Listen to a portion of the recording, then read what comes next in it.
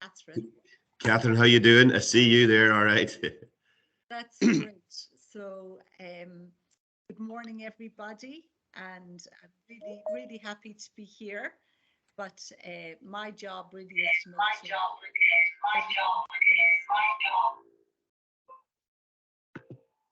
So, Vincent, you might start when you're ready, please. Well, thanks very much, Catherine. Can you everybody hear me okay? Yeah. Yes, we can. Yes, we That's can. lovely. Thank you. Well, good morning, everybody, and delighted to be here this morning to welcome you to the DSAI conference. Sorry I can't be there in person. I'm in the Athlone campus of the multi-campus Technological University of the Shannon. So this morning, but wish you all the very best for today and for, of course, Thurles tomorrow. I suppose as we're now at Technological University of Shannon, that is now 8 months old tomorrow.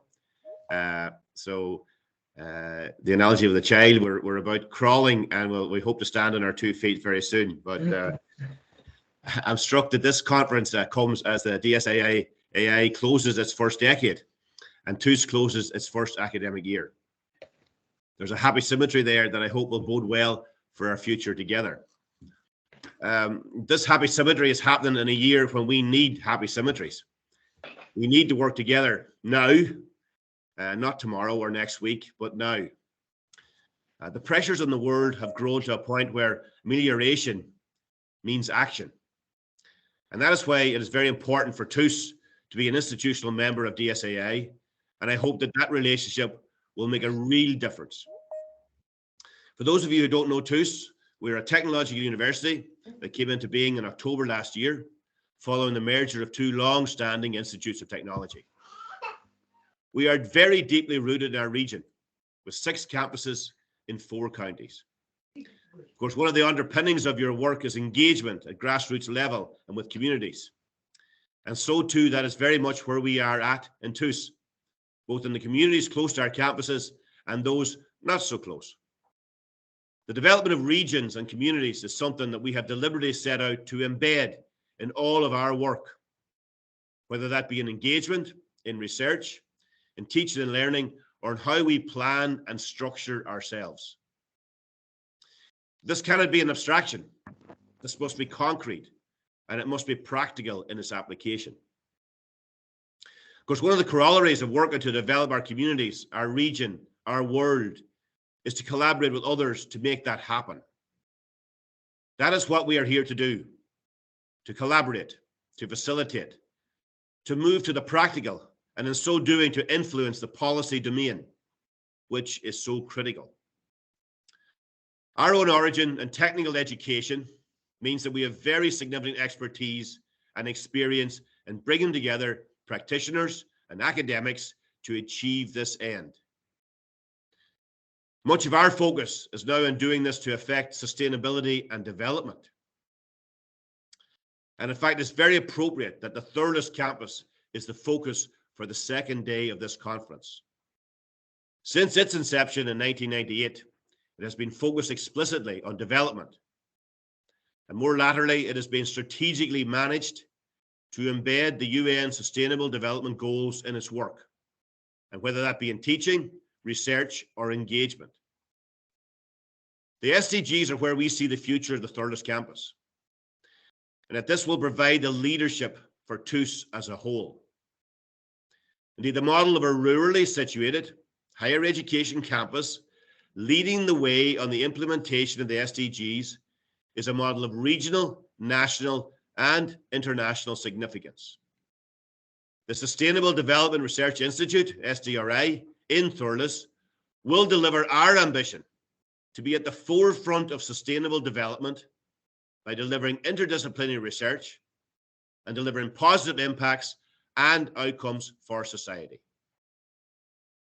Already, we have designed the first degree in the area of agriculture and sustainable development, which was developed jointly with Gurteen Agricultural College and will be delivered in both institutions. It will take its first cohort of students this autumn, and this approach is something we plan to extend in the coming years. In so doing, we will be ensuring that we are opening up opportunities for people who would not otherwise have them and supporting them in achieving their goals. By having regional campuses in an area that is largely rural, we are bringing higher education close to those who would benefit from it. By ensuring that programs have accessibility and sustainability embedded, we are aiming to contribute in a real way to development. So a rural campus is leading in how we align activities with the SDGs across the entire technological university. This is how we believe higher education needs to evolve, by keeping close to the communities we serve and providing what those communities need in order to develop in a very real and tangible way. Every day we provide access and support to people from underrepresented and disadvantaged communities. And this can be seen in our institutional profile, where our student population is drawn from groups right across society. It is a very real and tangible thing for us. In fact, it is one of the values that made the TU possible in the first place. And since we became a TU last October, we have taken a range of actions right at the very start of our journey to make equity and inclusiveness central in what we do, from our EDI champions to our University of Sanctuary status. So I'd like to thank Catherine Corcoran here, who is on the DSAI steering committee and acts as the chair of the summer school organising committee, as well as our colleagues on the DSAI TUS branch, who lead our partnership with DSAI and champion the integration of development studies in our work. I wish you very well in the summer school. I hope that today and the day in Thurles will be productive, and Guramina Magov Galer.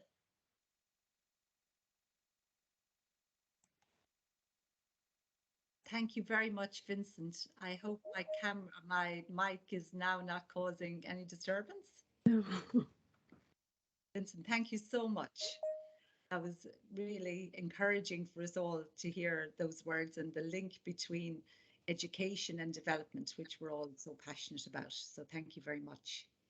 It's my pleasure now to introduce Dr. Neeta Mishra, the chairperson of DSAI.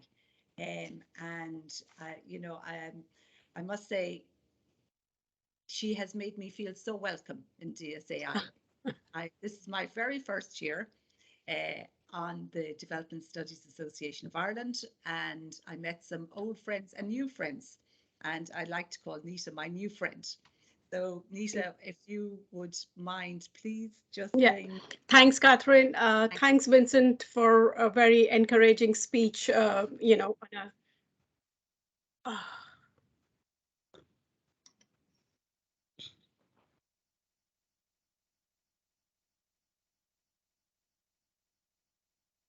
Sorry, my Wi-Fi, is it? Sorry.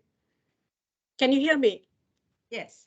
Well, I am in very urban South Dublin, and this is what happens. So you are better off at rural Ireland.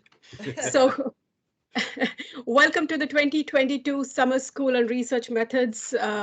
And we have themed it as researching sustainable development tools for developing a critical perspective.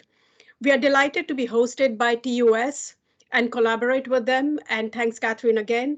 This brings new synergies, as Vincent pointed out, and also links rural Ireland with the global, thus aligning with the Irish call for a better world, linking the local with the global. I actually had planned to have slides, but Brian, I won't do that. I'll just speak a few words on DSAI and what we have done in the past so that it kind of gives us an idea where we are right now. So DSAI, the foundation was laid in 2009.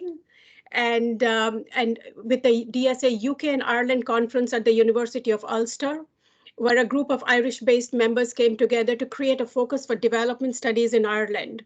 This loose network operated as a study group of DSA UK and Ireland. Remember, we started off as a study group, and right now we have 10 study groups of our own, and thus obtained a subsidy for annual conferences in 2010, 11, 12. And then we also had postgraduate training events, which was separate from the annual conference. It was something like the research methods we are having right now. A subsidy was also provided in terms of support for staff by Trinity International Development Initiative and Civic and Global Engagement, DCU. So the network also held a strategy session in 2011 and decided to formalize its structures. So 2011 is when we began as an independent organization. And we sought Irish Aid support for its consolidation. So today we are 500 members, more or less, and 14 institutional members we have currently. And our vision is the creation of a vibrant and innovative development studies community, which will focus on cutting-edge research led by Irish research institutions which contribute to reduction of poverty, inequality, and vulnerability. You can have a look at the mission on our website. I just want to allude to the main activities that we have, which keeps increasing year by year. We have the summer school and research methods, which is why you are here today. We have the annual conference, which is normally in November. We have 10 study group, and they have their own activities. We try and do 3 each if we can. There's no pressure. We also have outreach and communications in our, which is a main kind of body of work for us, where we have working paper series, discussion documents, webinars, seminars, and policy briefs. We also just recently published a new policy brief, which is looking at the UN Security Council 2417, policy on starvation as a weapon of war, which is up on our website. Please do have a look. It's a great document. I also thought I'd just kind of remind you of the summer schools we've had in the past to showcase what are the development activities we've had or the themes in the past few years. For example, in 2017, we were exploring practices and challenges in the field. So it links development practice with development theory. We had in 2021 the Climate Change conference, which was a fantastic event prior to this one. It actually began with a casual phone call on an idle Tuesday afternoon, and you get that in the website, which Dr. Jared Maguire has said, which led to one of the best experience he's had. And the pleasure of being involved with exactly what Vincent and Catherine just said. That's how we do. It's quite informal, and then it takes off, and there's a lot of energy around it, which is what we want to facilitate that. In 2018, we had the nexus between development, peace, and fragility. In 2017, again, we had development through rights, theory, policy, and practice. These were the annual conferences. Then we've had humanitarian action, climates for development, engendering development. We are still thinking of what to do next. It could be anything that comes out in our steering committee meetings and from the members. If there's a theme that you want to bring up, please get in touch with us. So our working paper series have been pretty good. They're coming up. We actually have a few also in the pipeline currently. We've looked at gender, disability, and poverty in low-income countries. We've looked at the silence of the United Nations SDGs on menstrual hygiene and health, which is a paper worth reading. Please do read if you can. It's on the website. We've also looked at the impact of the war in Syria on Palestinian refugees in Lebanon and Syria. Then we've also looked at the new agenda for higher education, and we also looked at what explains the gender discrimination in employment, for example. Our discussion documents are prepared from our seminars, webinars, and conferences, so we are hoping to have some after the 2 days of the summer school this week. And you will find one on migrant organizations and Irish development efforts or addressing challenges and opportunities for cooperation. We also have civil society study group events. I told you we have 10 study groups. I don't want to read out. We have an adaptive study group. We also have the gender study group, of which I am the convener again. And we have actually looked at some very interesting topics like do Afghan women really need saving? Or Dr. Ballantyne, who is also a speaker this afternoon, and although I'll miss her presentation, did bring up the recent report into the mother and baby homes in Ireland. So we are constantly linking what's happening in Ireland and raising very uncomfortable questions. We have a business and development study group. where we are trying to look at, the opportunity and triple challenge of our time, how to build thriving business and economic activity which support the flourishing of people and communities. And, while at the same time conserving the environment for our current and future generations. So we kind of, sustainability is key to what we try and do. And that's why we also have our own, we try and facilitate critical perspectives, and we are very open to that. And that is why we have called it critical perspectives, especially for this summer school also. We have student paper awards. Now, one of the strategies that we took forward since the last couple of years is to encourage students to showcase their work through working paper series and through student paper awards, the student paper awards we've had for a number of years now. And those are good papers. We are interested in building capacity of students, like we said. We also have the Robert Chambers Awards for early career researchers and others more established. And you can have a look at those papers because they are very of excellent quality. And we would like to publicize what is happening within Irish academia and development practice. So the most recent one is a second book on COVID-related, our responses to the pandemic, which has 12 papers from globally, from different parts of the globe. That should be out in June, end of June, and we are looking forward to sharing that with everyone. Some of our and if I summarize the highlights, some of our very global speakers have been Gustavo Esteva, who opened our annual conference last year, Dr. Lenin Raghuvanshi, who from India, he was shortlisted for the Nobel Peace Prize last year. He was one of our speakers for one of the study group events. Then we have academics from different parts of the globe. And if you look at the emerging themes and trends, we are facilitating a platform, a constructive critique of SDGs, for example, the way it is right now, on what does localization look like really. We also have new themes of race coming up and questioning Western-centric concepts, frames of references. We are looking at increasing networks across not just the globe sectors, but also disciplines. And just lastly, just to situate myself with DSAI, it's like I've grown with DSAI. I've kind of come as a student postgraduate representative in 2014, 2013, to becoming the chair today through different steering committee members. And so it is a rare moment that a woman of color is seen as chair of most bodies in Ireland. It's very rare. And thank you for listening to me. Nita, thank you so much for that. And Nita, as I said, as you see, she has not been idle by any means as chair. And I want to thank her for her encouragement and her incredible hard work. And also, which is very exciting, is she is about, well, I think this afternoon she'll jump in her car and drive down to Thardis. So she will be here with us in person tomorrow. So thank you, Nita. And thanks, Catherine. Now it's my pleasure to introduce Dr. Maura Clancy, my dean, and the person who didn't have to take much effort to persuade me to represent TUS on the DSAI. So Maura, thank you. Good morning, everyone, and welcome. It's lovely to sit here and see all the faces. And I can assure you, I'm even more looking forward to see you in person tomorrow. So, as stated by Professor Canaan, the Technological University of the Shannon, or TUS, is delighted, absolutely delighted to host the DSAI Summer School 2022.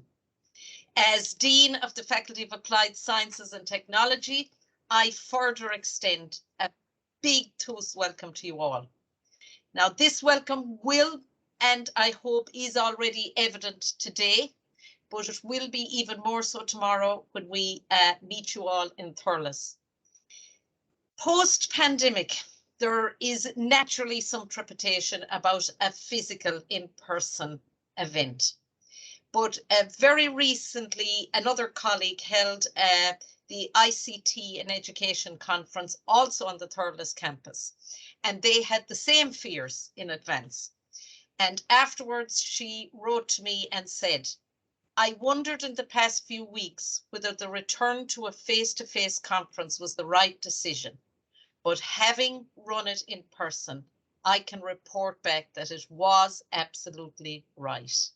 And I think, and I hope that that is the words we will be using by the end of tomorrow.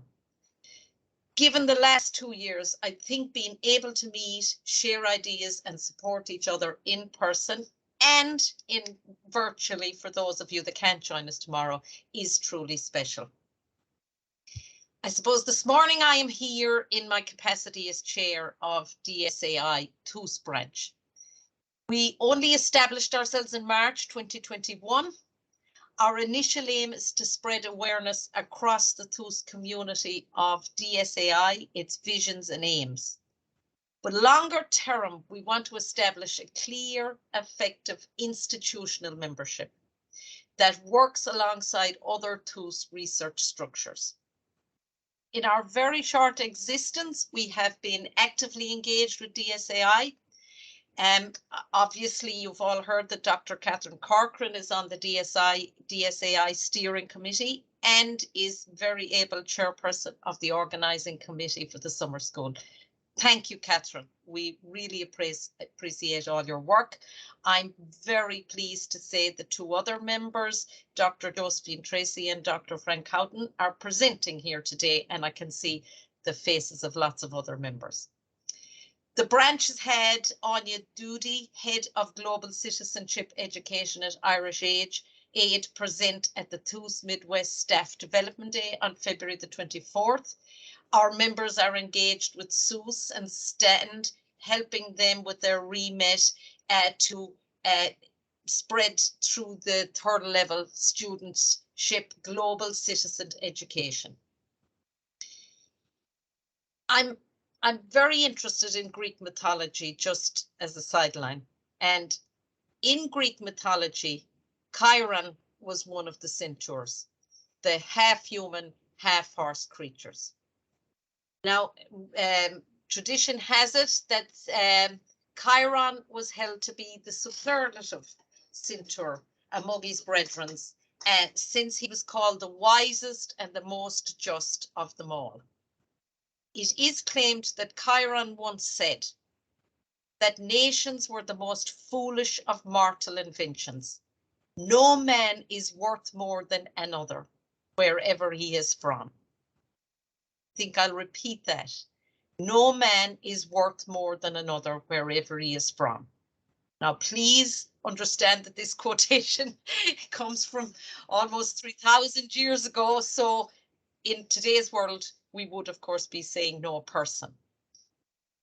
The fact that these words are accredited to a mythical creature from approximately 300 years ago does not lessen their impact in any way. Compare them with the aspiration of DSAI to assist in the development of strategies that ensure a fair and equitable world for us all, or TUS values such as equality, inclusiveness, and access for all. They're the same aims, the same desires, the same beliefs. But they are more than aims, desires, and beliefs. They are backed up by action. We and many like us are working to ensure that these aims, desires, and beliefs become a reality.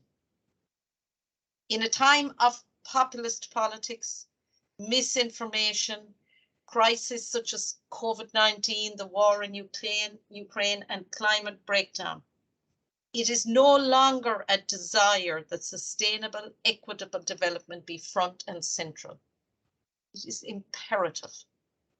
So I say to everyone in this room today, continue bringing together influential academics and practitioners. Continue to develop future researchers to ensure the achievement of these aims. I'll say for the sake of Mother Earth, but I will also say for the sake of humanity. I wish the DSAI Summer School 2022 every success, and I am excited about being part of the next 2 days. Thank you all for your efforts and attention.